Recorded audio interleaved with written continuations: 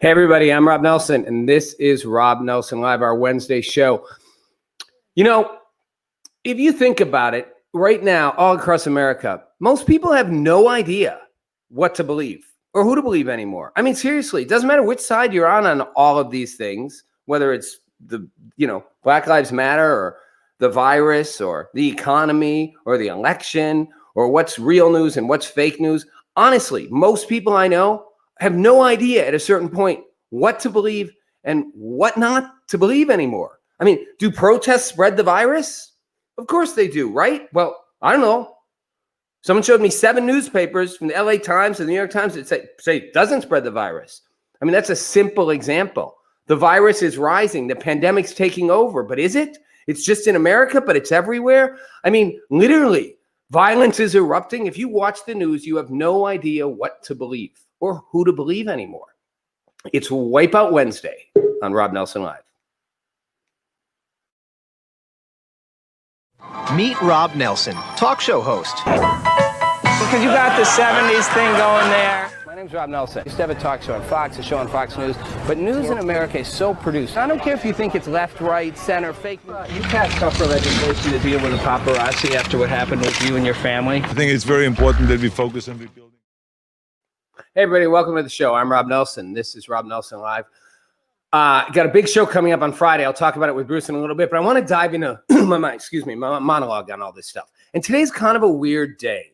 I feel like we are in, people say we're in a culture war. We're not in a culture war. We're in a complete and utter upheaval of just about everything that we take for granted. Coronavirus is literally sent our nation into a place it has never gone before. And it is just the pile up on top of the pile up, right? For the last 4 years, we have been hurtling back and forth since Donald Trump got elected. And everyone can say Donald Trump caused everything to happen. Donald Trump didn't. Donald Trump's a disruptor. But I've always said Donald Trump reflected something, reflected a division, a divisiveness that was underneath the surface of our country that was going on for many, many years. And it's just exacerbated it. Trump didn't start racism in America. At the same time, America isn't just a giant racist country. So I want to look at 3 kind of trends quickly that are happening and look at how they're not what you think and how they're affecting us. The first one is what I'm calling authoritarian creep. Now, authoritarianism is right when a government takes over and kind of starts controlling. There's authoritarianism, totalitarianism, but basically authoritarian governments are typically military governments, but again, we can go authoritarian, totalitarianism, when the government steps in and tries to control everything. I don't just mean regulations. I mean literally control everything. So, you could look at say Russia under Stalin as a totalitarian government. You could probably say Cuba and, China under Mao. They all had elements of totalitarianism. The USSR, certain countries in Latin America. Typically, dictators are totalitarians. And of course, we have totalitarian creep in America because Donald Trump's president. And Donald Trump is an authoritarian who's slowly taking away all your rights, all your liberties, your very ability to express yourself, to have freedom of movement, freedom of speech, freedom of commerce. They've been saying it to you for 4 years. Donald Trump increasingly wants to simply take over power. Rep. Clyburn actually said Donald Trump isn't going to leave the White House. When he loses the election, which they're sure he will, we will have to have the military come in. Except that's not really true. Don't get me wrong. I'm not going out here to make some case for Donald Trump as being given the Humanitarian of the Year award. Hardly. But Donald Trump's actually not an authoritarian. Putin's an authoritarian or a totalitarian. Let's stick with the authoritarian. Donald Trump may love power. Let's be honest. Governor Newsom of California loves power. Everyone in power loves power. There's a famous saying, power corrupts and absolute power corrupts absolutely. Power makes people want more power. Donald Trump's not an authoritarian. Maybe he wishes he could be. I don't know what's in his head. Maybe he wishes he could be president for life like Putin. But in fact, he's not an authoritarian. And yet we have authoritarian creep. Where is it coming from? Oddly, or maybe not oddly, the authoritarian creep is actually coming from the left. Because authoritarianism, well, first let's start with Donald Trump. People love to go how Donald Trump is, and he'll say, I'm going to do this. I'm going to tell the governors to do this. I'm going to change the date of the election. People go crazy. Okay, we have a constitution that prevents Donald Trump from doing half the things he says he's going to do. And it's checks and balances, which despite all the sort of the mayhem people sometimes in the media want you to think, our Constitution is just fine. They've been saying it for 4 years, remember? Our Constitution was falling apart for the last 4 years because of Trump. That's why the Russia thing, they were going to impeach him. And we were literally coming apart at the seams. Watch clips of CNN for the last 3 years. The Constitution is in jeopardy. The Republic's in trouble. It was fine. I kept saying, we got 4 years, well, 3 years, and 2 years, and 1 year. If you don't like Trump, vote him out of office. All they have left on that argument is that Trump won't leave office, which again is kind of a joke. Trump loses, he's going to leave. And if not, yes, they would send in the U.S. Marshals and remove him. It would be all pretty clean and quick. Because unlike an authoritarian, he wouldn't be like, I surrounded the White House with troops and they're going to shoot you. The generals would be like, goodbye, Mr. President. Welcome in the new prez. Nonetheless, that was the whole idea, that he was taking power. But in fact, he wasn't really. Definitely wanted more power in the executive branch.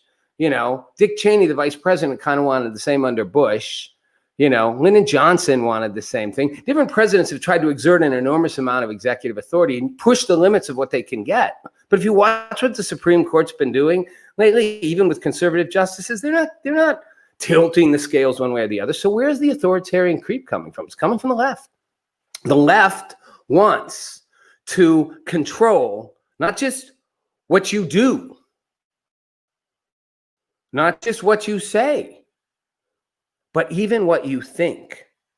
If you don't do what we tell you to do, if you don't say the right things, if you don't follow the new code, the new orthodoxy, you will be constrained. That's why a lot of people are pushing back against the government statewide lockdowns, to be honest. It's easy to throw people into camps and, they're just a bunch of crazy fanatics who don't believe in COVID. I don't know anybody who doesn't. There are a couple people who don't believe in COVID. Most people believe in COVID. COVID's a real thing. It's a real disease. Spreads really fast. Makes people sick. Kills people. Almost exclusively older people. A smaller percentage of middle-aged people who have underlying conditions, and almost no young people. I've said it before, tiny, tiny, tiny percent of young people. COVID's real. But a lot of people push back against the lockdowns because they feel the presence of the government mandating how they must behave, not just in terms of like, you must do A, B, C, or D. You must stay in your house. You must not go to church. You must not go to parties. You must not go to the beach. You may go to a protest. You may not organize a political event if it's conservative. People go, wait a minute. Stop telling me what I must do. But the control is not just about behavior. It's about speech, which we've all seen. The last couple of weeks, it just keeps happening. Bari Weiss resigning from the New York Times. A moderate, middle of the road, somewhat centrist opinion on the opinion page of the New York Times resigning a few weeks ago, saying there is literally no room for free thought at the New York Times. If you do not toe the party line, she put it, journalism used to write the first draft of history. Now, history is just another piece in the narrative of what journalists want and what the sort of conditioned thought is, and if it will decide how history is played out. We will tell you what history was. We, the smart elites, will tell you what history was. Bari Weiss is not an ultra-conservative person. As Bill Maher put it, she's a hip millennial bisexual liberal who lives in San Francisco, but she's not considered a liberal because she dared to think for herself. Andrew Sullivan, the New Yorker, literally one of their best writers I remember reading him 20 years ago. Gay, outspoken, one of the first big writers to come out as openly gay in the mainstream press. Hates Donald Trump. Is all for diversity, wants to see, believes there's massive inequalities in our system in racial and criminal injustice to black people, all the things, is pushed out of his magazine from Vox Media and writes an article about it and says, it's because I wasn't willing to be uncritical of it. And yet they have a right to throw me out, but they're throwing me out because I didn't fit the narrow thought. The creep of controlling how we think. And I've made fun of it before, and people say something and then they take it back and they say they shouldn't have said it, and they get canceled, and they come out and say, I should have known better. I should have educated myself better. I should have not thought the thoughts I had. And we're going to tell you what to do and what to think and where you can go and how you will go there. And we will tell you what the truth is, and you will believe us. That's authoritarianism. And it is creeping in. The second piece is diversity is dying. Diversity is dying. And you'd say, wait a minute. No. I mean, diversity, we're at an all-time push for diversity. Black Lives Matter is all about diversity. Transgender movement, all about diversity. Diversity everywhere. Now, actually, oddly enough, real diversity is what's being taken away and replaced by pseudo-diversity. Diversity isn't just about having more colors on a wall. Diversity is about a genuine diversity of thought, of lifestyle, of action. Well, that requires you to allow thoughts, actions, lifestyles that don't fit in one side or the other. So you can't say you're an inclusive, diverse society when you just decide that what you've called the marginalized group is suddenly now has to be the everything group. That's not diversity anymore. Diversity isn't about placing X number of people of a certain color, gender, sexual orientation, or whatever you want to say in a certain place. Diversity is about encouraging all different lifestyles, thoughts, genders, orientations, political viewpoints, religious viewpoints, to live, breathe, share in a shared universe, in a shared space. The shorthand, the short common, social media mentality of diversity is have more Black people. That's not what real diversity is. Real diversity, and I'm not saying we don't need more actual diversity in the sense of like, more people of color in certain positions or power, or whatever it is. Although oddly enough, a survey shows like half of millennials surveyed guys think feminism's gone too far. And most millennials I know actually look at men and women and the gender issue and are kind of like, I don't know many millennial women who think I'm at a disadvantage to millennial guys, or I need to be treated separately, or I can't handle myself or take care of myself in the workplace or sexually or whatever. But a lot of millennial guys are like, I'm totally at a disadvantage now. The diversity is shrinking. It's literally going away. But it's not going away because of conservatism clamping it down. It's going away because liberalism, which is supposed to encourage it, is turned into a cult. That cult, and this ties right into the authoritarianism, is something we have seen mostly in like old school, like communist type countries, China. I talked about going to China before, before China had modernized, when Americans were just kind of a decade and a half after Americans were really allowed in. And Chairman Mao, who took over old China and replaced it with new China, the communist China, literally had created a cult around him and around his ideas. And what he said and what it was true. We've done that with science. Science is the new God. Think about it. Religious people just say, we follow God and what God says and what the Bible says. And if you challenge them, we follow God. And people have made fun of that forever. And I'm not picking on religious people by any means. And there are many religious people who are very thoughtful. But I'm saying the argument when people want to pick on religion is that religious people, they just follow God. They just follow God, whatever. Well, God has a plan. Well, we've turned science into God. I'm not saying science isn't true or real or powerful. I'm saying science isn't a thing. I've said before, it's not a box. Science is an actual set of all different ideas and thoughts and equations and theorems and rules. But everybody keeps saying we follow the science. It's like we follow God. We follow the science, except there isn't one science, except there needs to be right now, according to the narrative that is being driven by the majority of the mainstream media. And by the way, I think both sides of the mainstream media, the right and the left, tend to drive a narrative. It's just the much more dominant one is the one on the left. And in that one, science is only one thing. Science is you have to wear a mask or you'll get COVID and give COVID. But when they said you didn't have to wear a mask before, well, that was science too, right? And they're still not sure what masks do. I'm not making a case for not wearing masks, by the way. I wear a mask when I go into.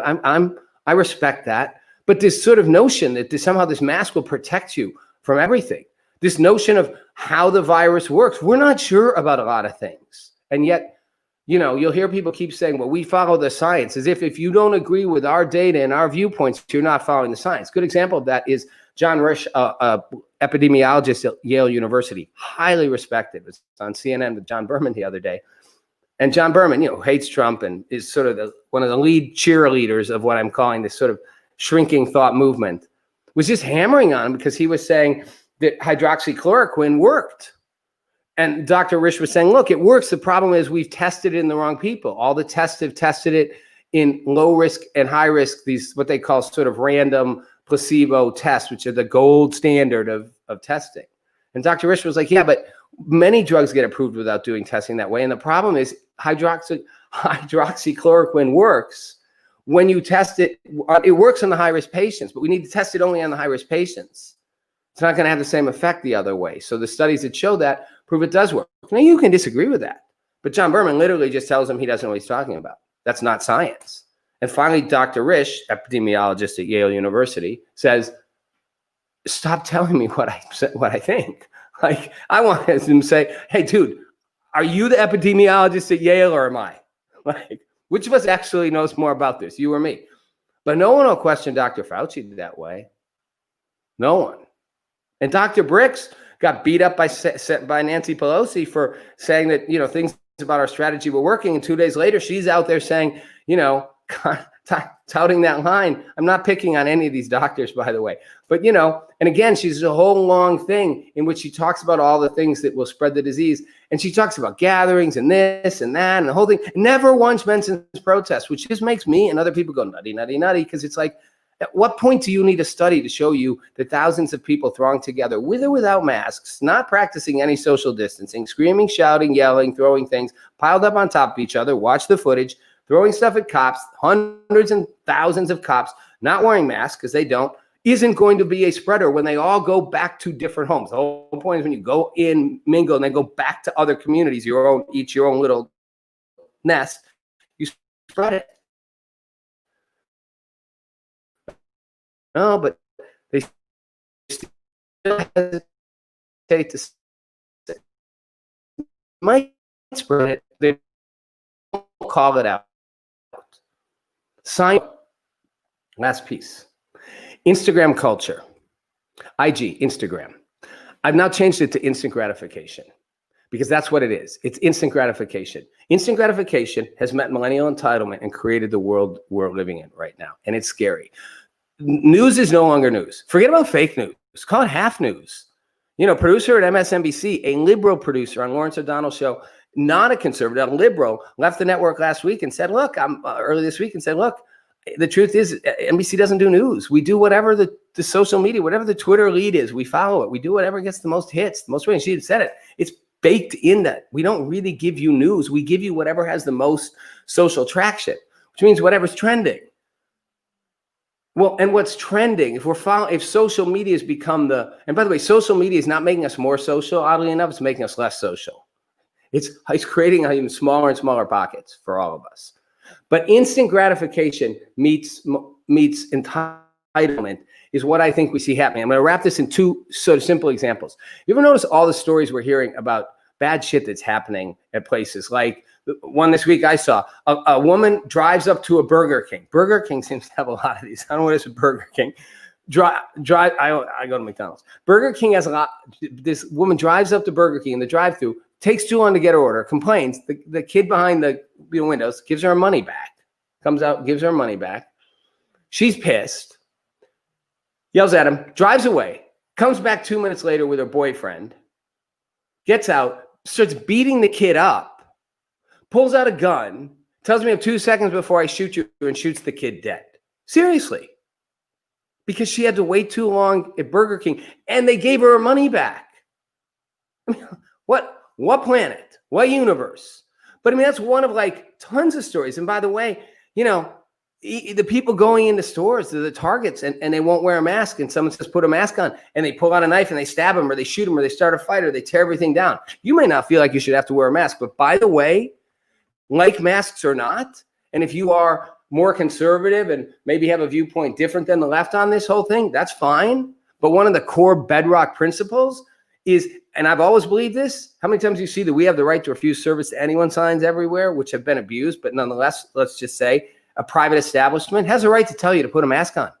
They have a right to tell you to put pants on. You know what? Can't go in there in your underwear. Bra and panties not okay. Topless, Mask required. They can tell you that or shop somewhere else. It's that simple. So if you don't like it, don't shop there. You know, people go in and they start these massive rageaholic things, and people are dying. Violence is increasing. You're not getting a lot of news reports on it, but violence is erupting everywhere in America. Suicides are going up.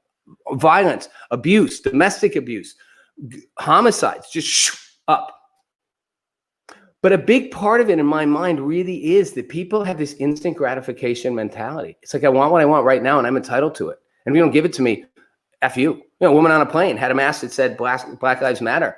And it had no, it didn't say Black Lives Matter. It said F12, which is, stands for fuck the police, and something else. And the flight attendant told her to cover it up. She gave her attitude. Flight attendant said something again. They brought someone in and tossed her off the plane. She went and got a lawyer. She's going to sue. What? They can tell you to wear a mask that's not offensive. They have the right to, on either side. But people feel entitled. And that's where I'm going to end this, with what's happening with the riots and the protests. Because again, we've talked a lot about protests, talked a lot about riots.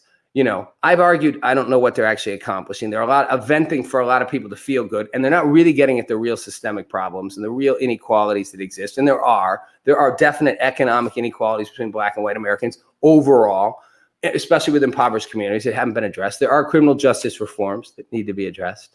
All of it. There is police brutality that needs to be addressed. There are a lot of things that need to be addressed, but the protests seemed like a feel-good vent. But here's where this all comes together around the protests. If you haven't watched it, watch The Umbrella Academy. It's a great show, by the way. Second season, third episode. They've jumped through different time loops in the show, and one one's back they're all back in the 60s, and so one of the 2020 characters is back. She's back in the 60s, and she's Black. She marries a Black civil rights activist. They're doing a sit-in, and you can't really get great footage of the sit-ins. News footage. I mean, there's some, but they also didn't have cameras in a lot of this stuff. But it's been recreated well. They recreate like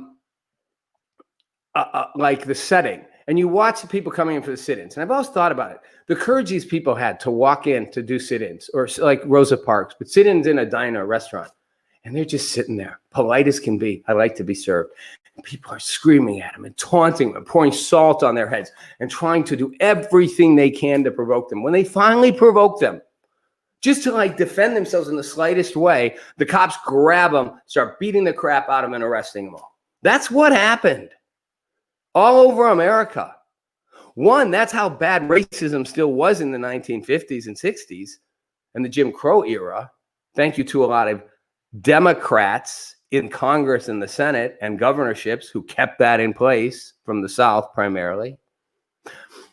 But I thought about it, and I was like, these people took a risk. They took a risk of being not just arrested. They took a risk of getting the crap beat out of them, of getting hurt, of getting penalized way beyond what they did, of the slightest provocation triggering the cops to literally kick the crap out of them and get away with it, of being humiliated. And they did it with honor and dignity. Now, I'm not saying you shouldn't have a right to protest loud and protest proud. But our protests have largely been giant parties because there's absolutely no risk. There's no consequence. And not that there should be. You shouldn't be punished for protesting. But I'm just saying, going on protesting, it's not some great act of like, woohoo, look what I did today. I put everything on the line and protested. You're going to basically get patted on the back. You're going to get an excuse from school, an excuse from work. You're going to probably get a promotion for doing it. And the police may shoot rubber bullets at you, which I'm not a fan of, may use some means to push you back when you throw enough stuff at them. But they ain't just going to run in and start beating the crap out of all you senselessly, which they did, which they did in New York in the 70s around gay rights. It's like so risk-free protest. It's comical. And yet people feel so good and so proud. They're not taking a risk. And multi-million-dollar paid athletes going, I stand for Black lives. Ooh, that's risky. That's putting everything on the line.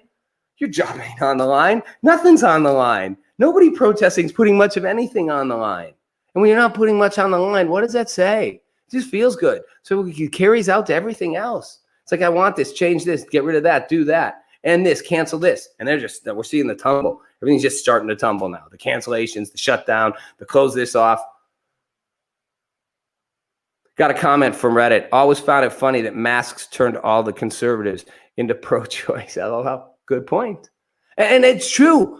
Our politics are whatever we feel. That's the hypocrisy of left-right politics, right? The taser thing, right? The guys tased the guy in Atlanta, and the guy sold the taser in Atlanta and pointed at the cop, and the cop shot him in the back. That cop messed up, and that cop's got to pay. You don't have a right to shoot a guy running away with a taser in the back. I don't care. But the police said he grabbed it was a use of lethal force, and protesters were, and the anti-whatever were like, no, it's not. But when the police use the tasers on people in protesters are like, that's lethal force. So both sides like to pick and choose what their thing is when it's convenient for them. And again, that's why, who do you trust? Who do you believe? Another Reddit comment. What are your thoughts on the censorship of information by privately owned companies, Twitter, Facebook, et cetera? Excellent question. And the answer is, I think it's troubling, and yet I think a positive trend is coming out of it. It's troubling because whether you like it or not, whether they admit it or not, these are monopolistic companies. By that I mean they're like the old school, oil companies or railroad companies or telegraph and telephone companies and banks. They controlled so much of a sector that nobody else could really play in it. And if they did something in it, it affected everyone and everything. And that's what these big social platforms have become. And they can say we're not censoring conservative comment. Our algorithms don't do it. But the reality is, you want to talk about built-in institutional bias, most of their employees are liberal. Their bias is going a certain way. And people's biases do affect what they do, and even from the low down to the high up in a company. And they are systematically, clearly targeting conservatives. Whether they say they are or not, you just have to watch it.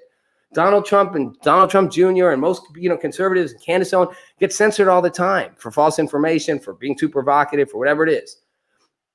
I can find you all the examples of people on the left doing the same thing. They just don't get censored for it. They just don't get shut down. It's accepted as that's the okay narrative.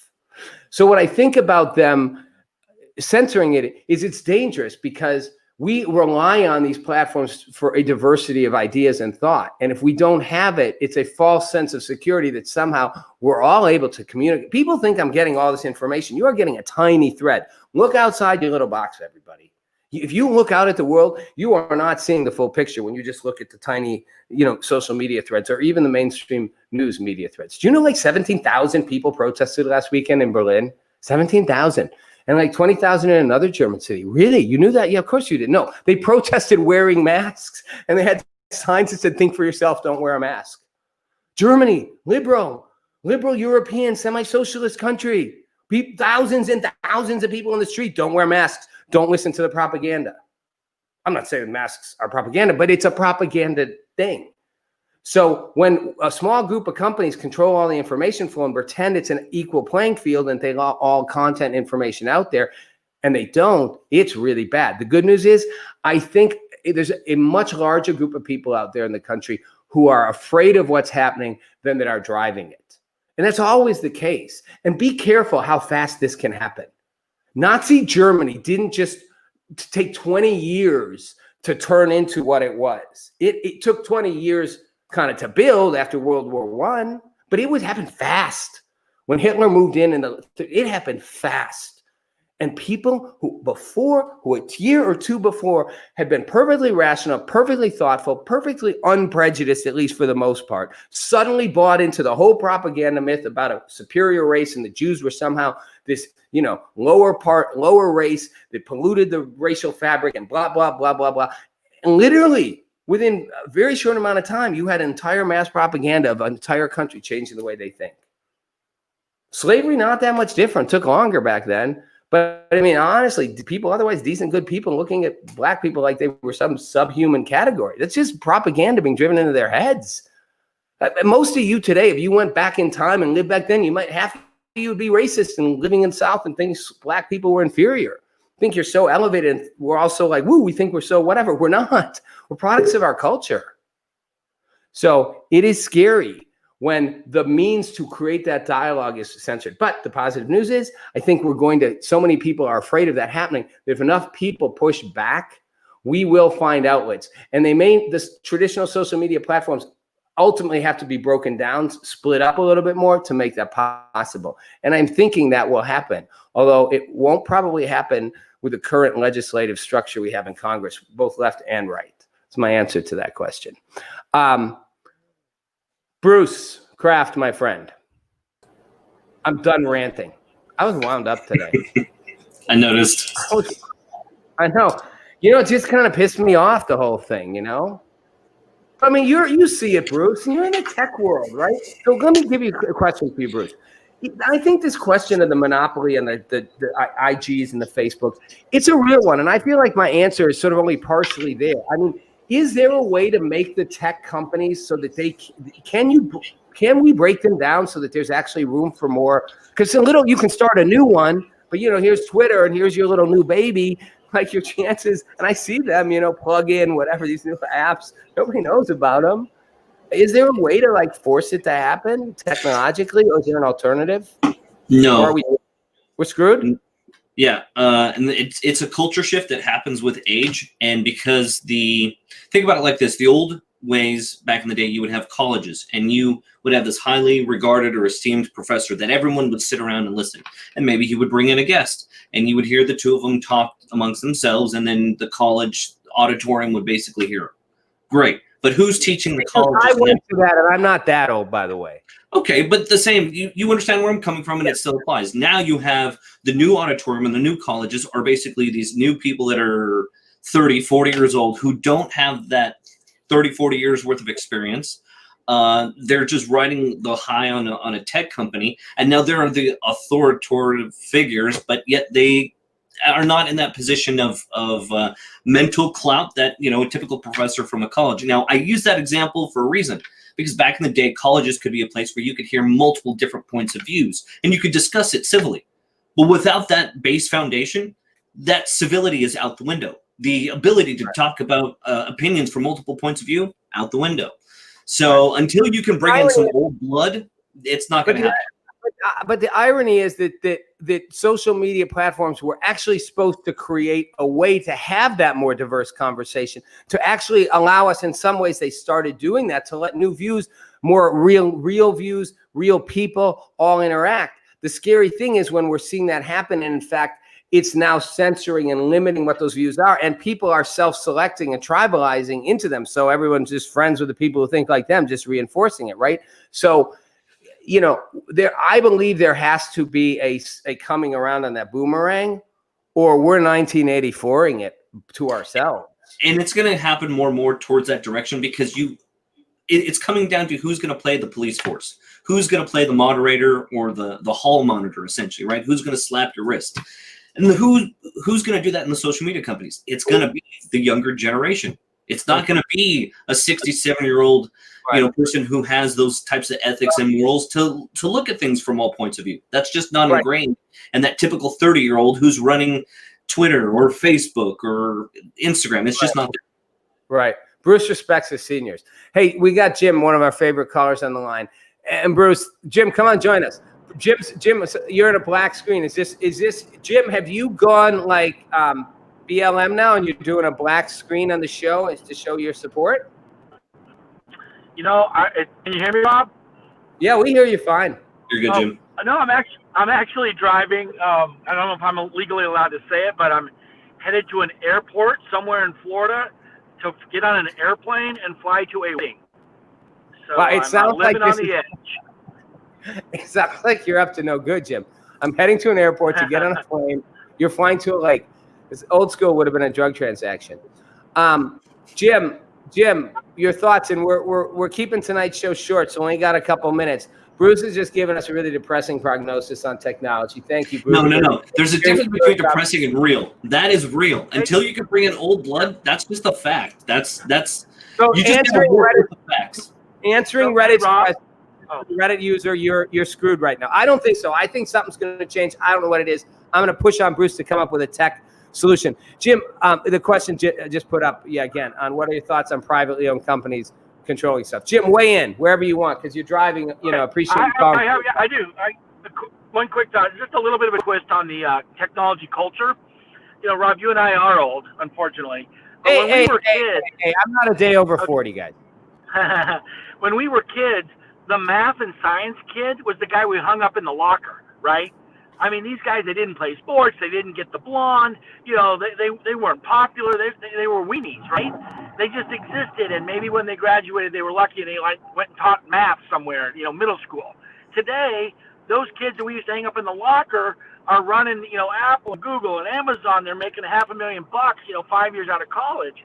It's a completely different personality that's being successful in this tech world than up and literally throughout mankind. It was the macho guy. It was the risk taker. It was the hard worker. These guys have gotten exactly where they are based on their cognitive, God-given, born, natural cognitive skill. Completely different individual that's running the world today. So your point, Jim, just two things I want to follow up on that. First of all, for the record, I never hung anybody up in a locker or anything because I was a little guy and I got bullied. So I have a special soft spot in my heart for people who've been bullied. And Bruce is a tech geek. So Jim, you might want to apologize to Bruce for the people who hung him up in a closet when he was 12. That's all right, Rob. When I was in high school, I had to do something about it. I spent 2 years in the gym. After the first 2 years, I started fighting back, and so I was like the guy that got beat up, that was the geek and the nerd. But then I came back with a vengeance. So there you go. Right. Listen, Jim, and I want to ask you about this, and then before we go, so it's an interesting thought that the tech, that a lot of the so-called geeks became, are an enormous power. And I do believe people carry chips on their shoulder. Now it's changing. Kids today who are really young, there's no negative bias on you being a techie or a geek. Although there's always going to be a little bit if you're not, as much in the cool or whatever group. But when I went to law school at Stanford, which wasn't about tech kids, but you still had that geek factor, the kids who had been tossed in the garbage can often in high school were now at the top of the class at Stanford Law School. And they were bullies. They had no social context for it, but they were like geek bullies.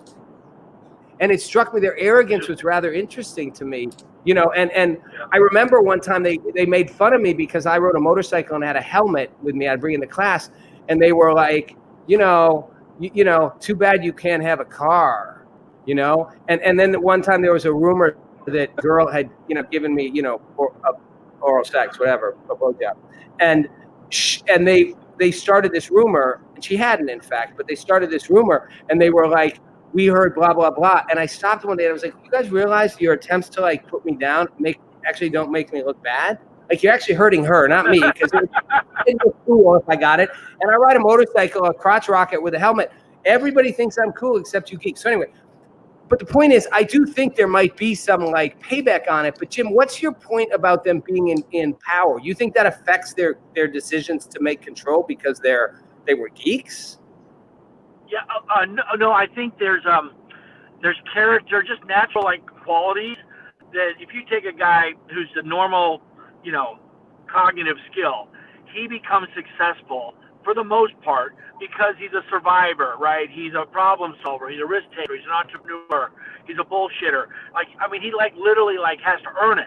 Where we're now being governed on the tech side by, these guys are brilliant. There's no question about it, right? These are the guys they didn't study all night and they got an A, and I studied for 6 hours and I got a C minus. And everyone's like, oh, my kid's so smart. He got straight A's. Bullshit. He had 140 IQ.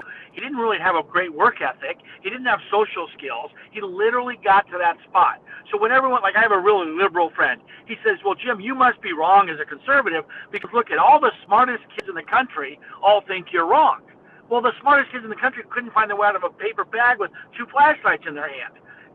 But they can program, and they're brilliant, and they can financially tell you which stock's going to have a very 2% and where you can make billions of dollars, which I don't hold a grudge against it, but it's a different personality that's running the country. Yeah, no, I get it. Interesting point. All right, Jim, I'm going to let you go in a sec. Quick question for you. Based on what we were talking about, are you afraid of Are you afraid of the death of sort of free speech? I mean, are you worried that it will have impacts that beyond just what we're seeing, like on a pop culture level, that it, could destroy businesses' income? You're a private business guy.